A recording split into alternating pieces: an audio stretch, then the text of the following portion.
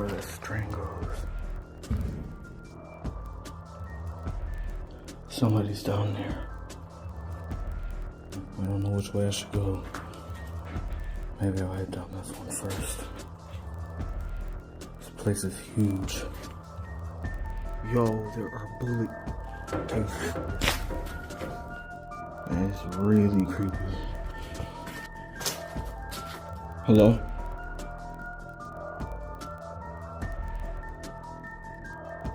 It's so quiet down here. Bullet holes all in this glass. It's a creepy looking hallway. It's kind of eerie out here. This school is huge. I'm gonna set a bunch of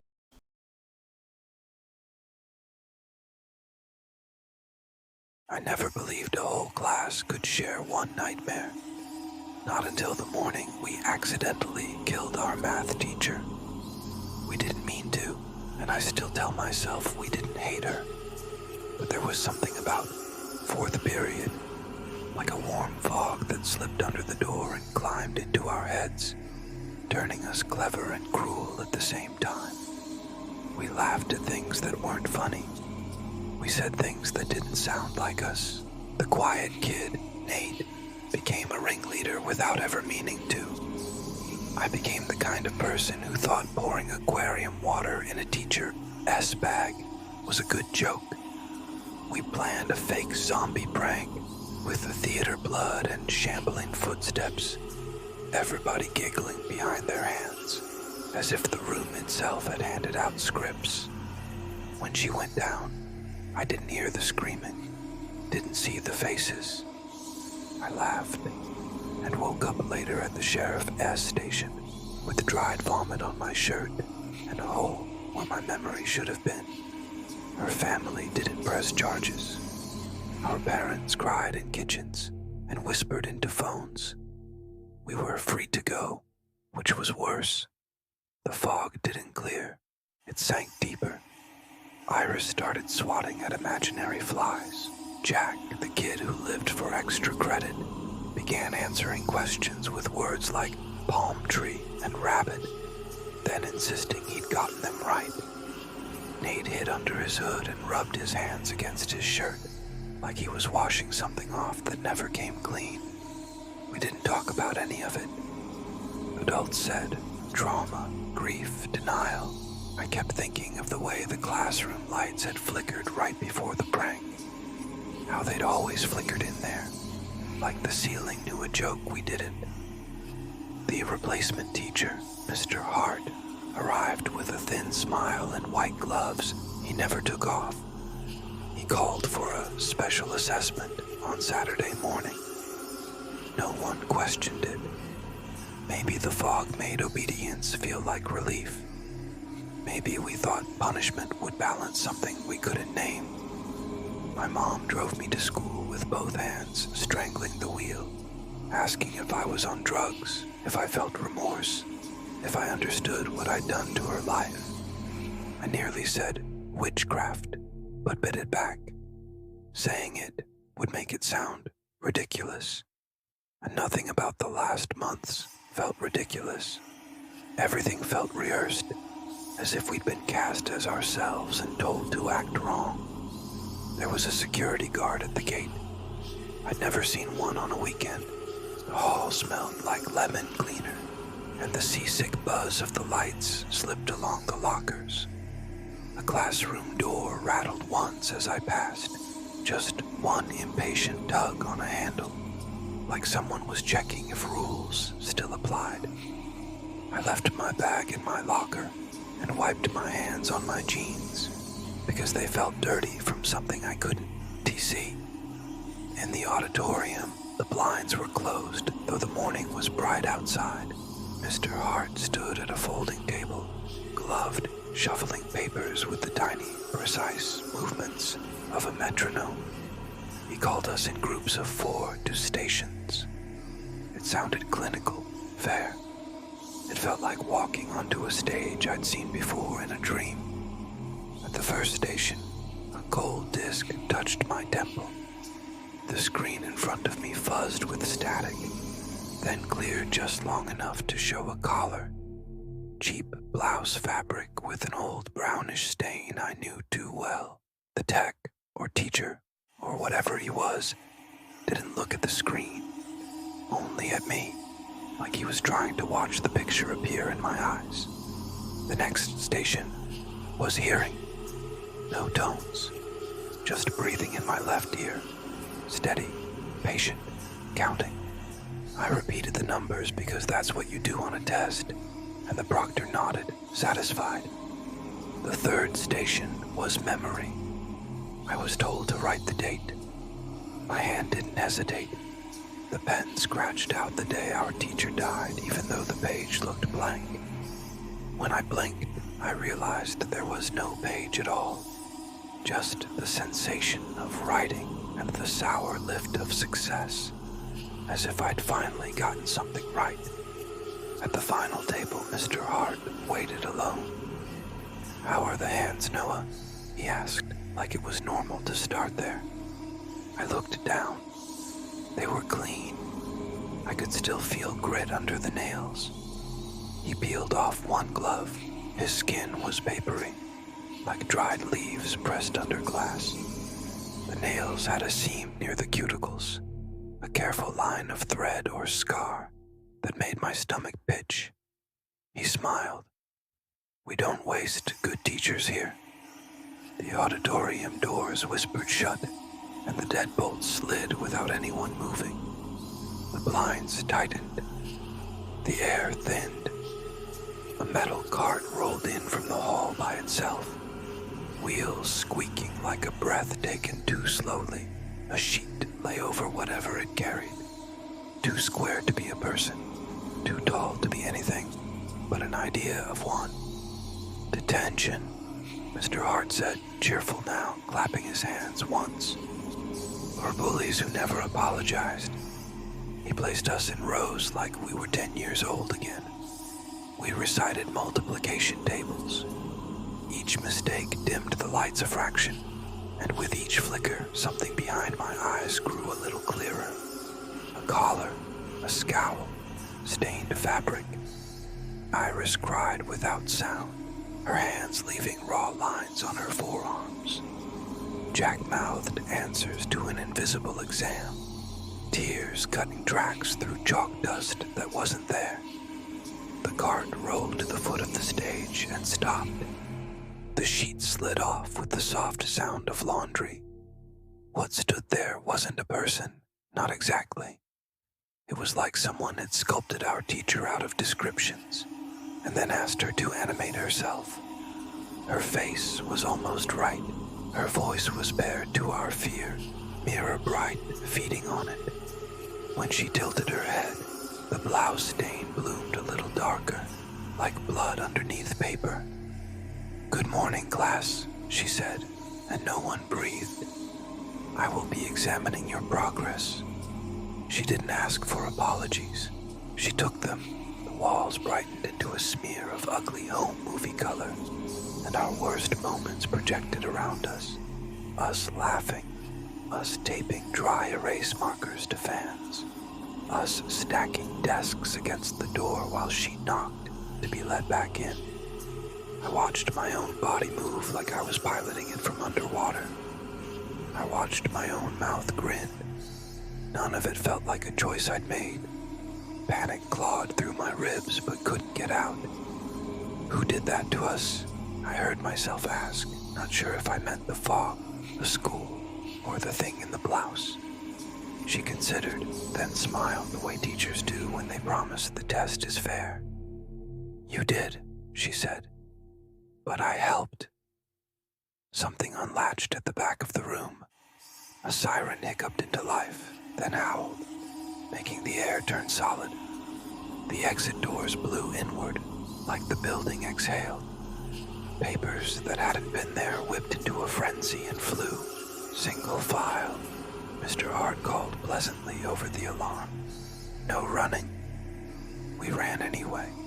The hallway locked its lockers one after another with metal bangs like applause.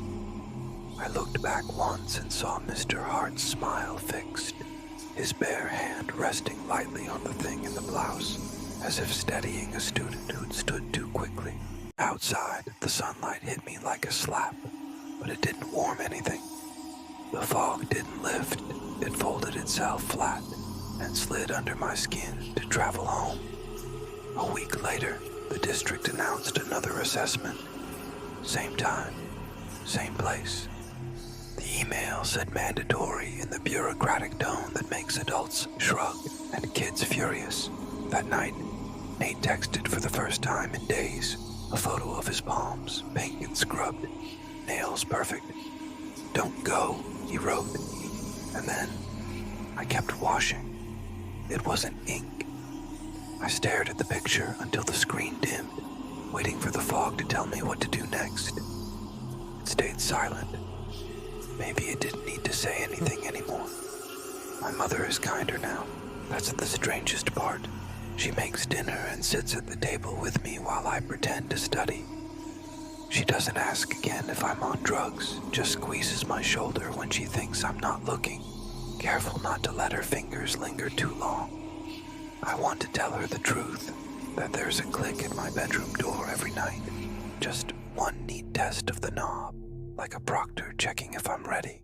I want to tell her I dreamed of a scan last night, but the machine was my head, and the display was my face, and somewhere in the static a blouse stain, darkened and lightened like a heartbeat. Instead, I say goodnight and pretend to sleep. I listen for the rattle. It comes once, punctual as attendance, then never again till morning.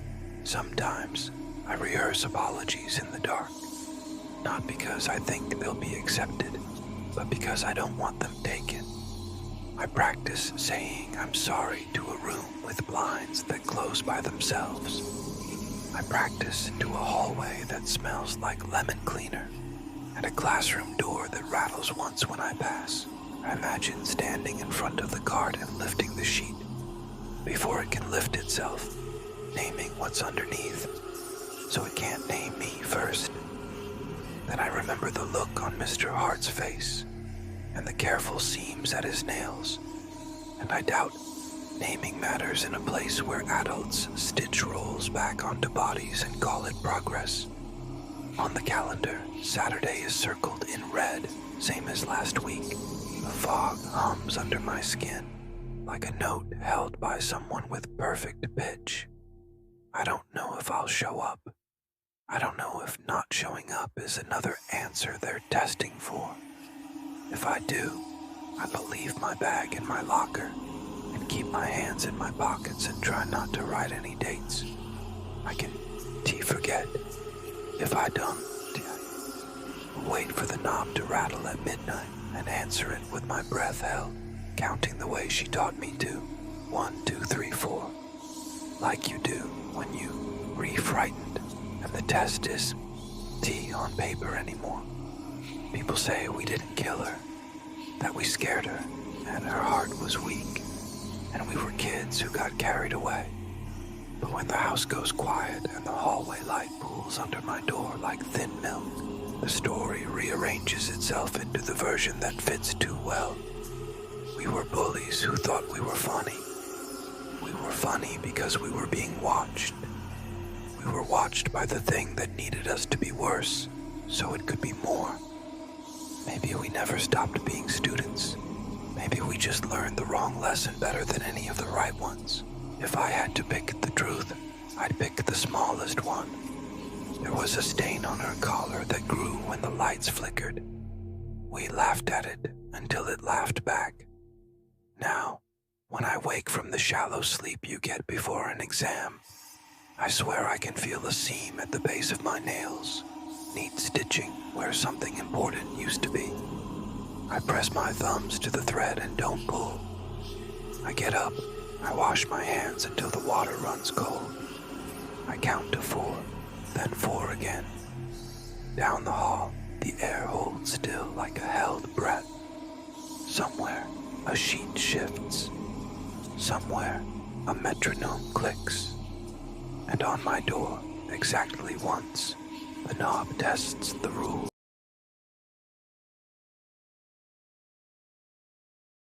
It was supposed to be an ordinary Tuesday morning at Ridgeway High School. The gray clouds outside hung low, pressing against the windows as the dim fluorescent lights flickered softly along the empty hallway. Ava Thompson, a quiet senior known for arriving early, walked through the corridor clutching her books. The silence was heavy, too heavy. The school clock above the lockers was frozen at 6:47 a.m., and yet she could hear faint voices echoing somewhere down the hall, like a class already in session. But that was impossible. She was the only one there. Her classroom, room 212, stood at the far end of the hallway. Its door was slightly open, just enough to reveal a sliver of darkness. Ava pushed it gently and peeked inside. Everything looked normal. Desks neatly arranged, textbooks stacked, the faint smell of chalk lingering in the air. But then she saw it, words written across the chalkboard in shaky handwriting. "You shouldn't be here, Ava." She froze. The air turned cold. No one knew she came early, and her name, seeing it written like that, sent a tremor through her chest as she backed away. She noticed something she had never seen before. A second door at the back of the classroom. It looked ancient, wooden, cracked, and completely out of place among the modern white walls. She stared at it for a long moment, convincing herself it must be a prop for a play, or maybe an art project. But curiosity got the better of her. She reached out and touched the handle. It was ice cold, colder than metal should ever be. With a hesitant breath, she turned it. The hinges groaned as the door opened, revealing only darkness beyond. The smell hit her first. Mold, dust, and damp wood. She stepped inside and realized with a sinking feeling that she wasn't in the same classroom anymore. The walls were the same shape, but everything else was wrong. The desks were broken and covered in rot, the windows boarded up, and the air felt thick, heavy, like breathing through fog. On the chalkboard, the message had changed. Lesson 1, regret. Ava stumbled backward, her phone's flashlight flickering weakly before dying completely. The only sound was a faint dripping somewhere in the darkness.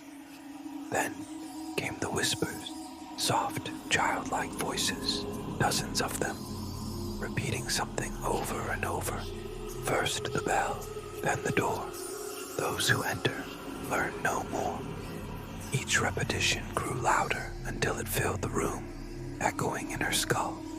She spun around, searching for the source, and saw a line of old class photos pinned along the back wall, dust-covered portraits of students from decades ago.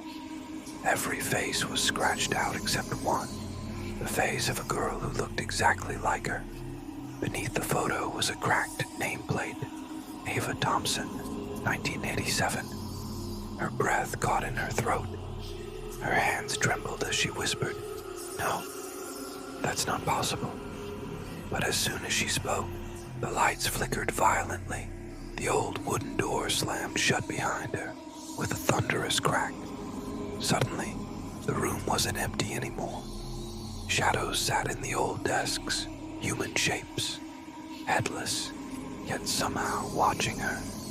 The chalk screeched across the board by itself, writing new words in jagged letters. "Take your seat." Ava backed into a corner, her heartbeat thundering in her ears. The shadows began to move, slow at first, then faster, jerky, unnatural motions like broken puppets. The whispers turned into laughter, high-pitched and echoing around her. Then, one of the figures stood up. It tilted its head, and when it spoke, the voice that came out was her own. "You're late for class." Before she could scream, the figure lunged toward her. The candlelight from somewhere behind her flared, and everything went black. When she opened her eyes, she was sitting at her desk in room 212, the morning sun shining through the window. The clock above the wall read 7:45 a.m., and students were filing in like normal. Her teacher smiled and said, "Good morning, Ava." She tried to smile back, but something felt wrong. On her desk was a name tag, Ava Thompson, class of 1987, and a faint whisper behind her ear said softly, "Welcome back."